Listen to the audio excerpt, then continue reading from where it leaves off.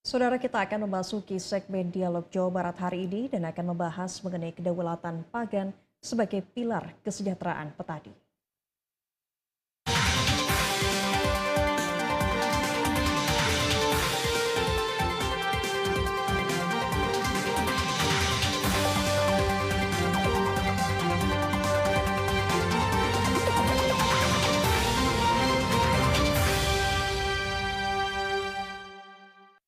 Saudara, di tengah berbagai tantangan global, kedaulatan pangan menjadi isu yang semakin penting untuk dibahas. Tidak hanya berkaitan dengan ketersediaan pangan, tetapi juga menyangkut terkait dengan kesejahteraan petani sebagai garda terdepan.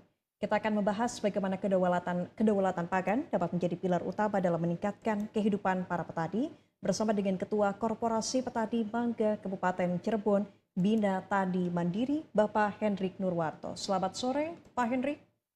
Selamat sore, Mbak. Baik, terima kasih Pak Hendrik telah berkenan hadir dalam Dialog Jawa Barat hari ini. Pak Hendrik, kalau kita melihat kondisi kesejahteraan para petani saat ini apa mungkin yang bisa disimpulkan oleh Pak Hendrik sendiri yang mungkin saat ini kondisi para petani masih dihadapkan pada ketimpangan harga, kemudian juga keterbatasan akses pasar dan sejumlah masalah lainnya? Saya kira kalau untuk pertanian di pangan itu sekarang sudah mulai membaik ya untuk kualitas harga. Tetapi kita ini petani-petani mangga, khususnya di hortikultura, inilah yang menjadi PR juga, yang masih banyak sekali ketimpangan oleh sebab itu mata rantai terlalu panjang dan lain sebagainya ya. Itu yang harus ditingkatkan lagi karena hortikultura juga menjadi pilar petani-petani mangga di Kabupaten Cirebon khususnya. Baik, Pak Hendrik, bagaimana Anda memaknai kalimat kedaulatan pangan untuk para petani, khususnya para petani mangga di Kabupaten Cirebon sendiri, Pak? Kedaulatan itu sama dengan kemandirian ya, artinya petani itu sudah mampu mandiri dan tidak bergantung lagi terhadap hal apapun gitu. Nah memang pada saat ini mulai dari secara produksi sendiri memang sudah ada peningkatan teknologi-teknologi yang sudah masuk dalam budidaya khususnya di pertanian mangga. Tetapi kalau kita melihat negara-negara yang sudah maju di bidang hortikulturanya, itu mereka untuk teknologi itu sangat antara teknologi budidaya dan teknologi mesin pertaniannya itu dia berkesinambungan gitu. Artinya di situ bisa menekan biaya produksi dan lain sebagainya, lebih tahu apa kebutuhan tanaman dan sebagainya. Jadi bertani tidak hanya menerka gitu, tetapi kita mengamati dengan cara-cara yang benar. Baik, lalu apa saja kendala utama yang membuat para petani ini sulit untuk menembus pasar yang lebih luas, termasuk pasar ekspor, Pak Henry? Untuk petani sendiri itu masih kurangnya pengetahuan ya atau SDM-nya itu karena rata-rata petani mangga itu usianya memang di atas 45 tahun. Itulah yang menjadi PR, makanya di Kabupaten Cirebon sendiri sekarang sudah memperlakukan satu kelompok tani itu satu milenial yang mana bisa mampu untuk secara administrasi dan kelembagaan kelompok pertaniannya itu bisa agar lebih baik. Nah, oleh karena itu berawal dari situ maka teknologi-teknologi atau pengetahuan tentang ekspor itu bisa mudah diserap dan bisa mudah diimplementasikan gitu. Karena memang pilar-pilar utama atau pondasi-pondasinya adalah kita mewajibkan satu milenial di satu kelompok tani. Baik, Pak Hendrik, berbicara terkait dengan Bina Tani Mandiri, ini adalah sebuah korporasi para petani yang tentu memiliki peran tersendiri dalam meningkatkan posisi tawar petani di pasar, baik itu pasar lokal ataupun juga pasar ekspor begitu ya Pak. Sejauh ini peran yang dilakukan oleh korporasi Pak Hendrik sendiri seperti apa? Berbicara hukum pasar tentunya kan ada supply demand ya. Hmm. Ada itu yang sangat fundamentalnya di situ ya. Yang tentu sekali berkaitan dengan kualitas. Nah, Bina Tani Mandiri sendiri adalah yang pertama adalah kita membina secara kelembagaannya dulu. Yang kedua, kita membina teman-teman petani mangga itu mulai dari cara menerapkan teknologi budidaya. Karena apa? Karena petani mangga itu kan sudah tidak disubsidi lagi nih pupuknya. Nah, otomatis pengetahuan dasar tentang budidayanya itu harus diperdalam lagi sehingga apa? Sehingga pada saat implementasi pupuk itu tidak berlebihan.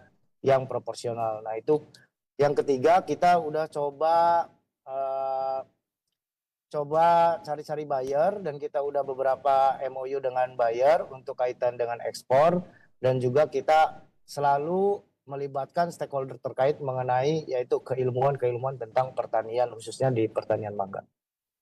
Baik, kalau dari sisi petaninya Pak Hendrik, ini sejauh mana para petani ini mampu memenuhi tuntutan kualitas, kemudian juga standar dan kontinuitas dari produksi untuk bisa memenuhi kebutuhan pasar? Nah ini sebenarnya masalah klasik juga ya karena supply chain itu mata rantai itu panjang. Seperti ibarat membicarakan telur dulu apakah ayam dulu gitu ya. Karena satu sisi pembeli ingin barangnya berkualitas, di satu sisi petani juga ingin harganya yang baik gitu ya. Jadi dua permasalahan ini harus dipertemukan gitu, harus dipertemukan. Makanya kita Korporasi Bina Tani Mandiri itu hadir di sini. Jadi kita fair, kalau mau ekspor yang mana nih yang layak untuk ekspor silahkan beli dengan selayaknya harga ekspor. Nanti sisanya kita akan supply di olahan dan supply di lokal gitu. Jadi kalau sudah seperti itu tidak akan terjadi lagi perdebatan saya kira gitu. Baik, kemudian langkah konkret apa yang mungkin tengah dilakukan dalam waktu jangka panjang ataupun jangka pendek ini untuk bisa membuka dan memperluas akses ekspor bagi petani anggota Korporasi Bina Tani Mandiri ini? Selain tadi saya melakukan pembenahan di tingkat bawah untuk kelembagaannya, kita juga sekarang sudah berbentuk koperasi, artinya kita sudah mulai ada apa ya iuran-iuran yang buat kita gitu. Terus kita coba ikut-ikut pameran yang suka dilaksanain oleh stakeholder-stakeholder.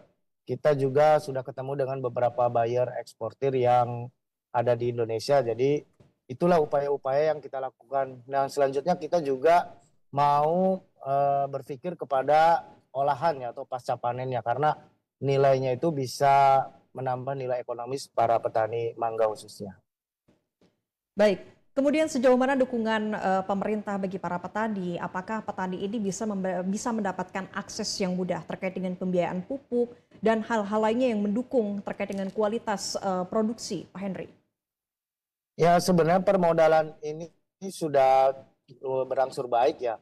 Karena untuk beberapa tahun ini pun kita sekarang dapat program Upland namanya. Program Upland itu berasal dari sumbernya itu berasal dari Islam Development Bank kalau nggak salah ya.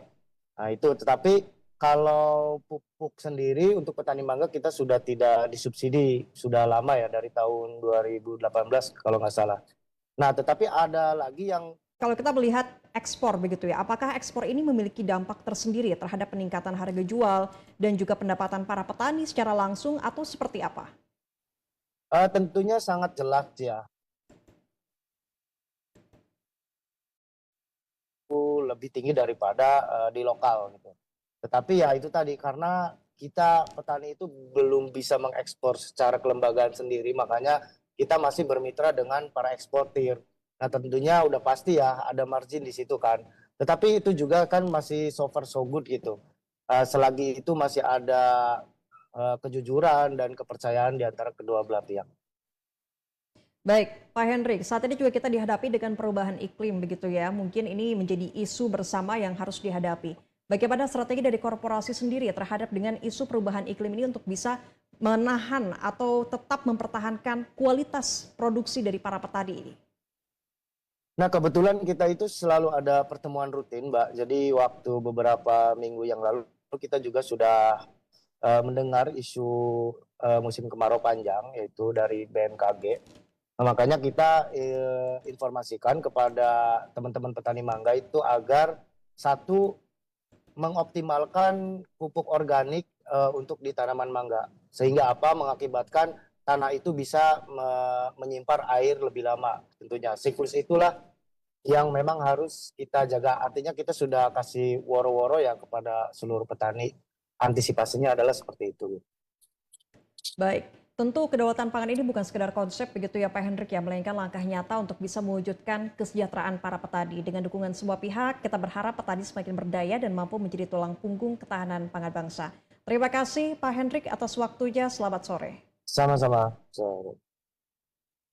Ya, saudara.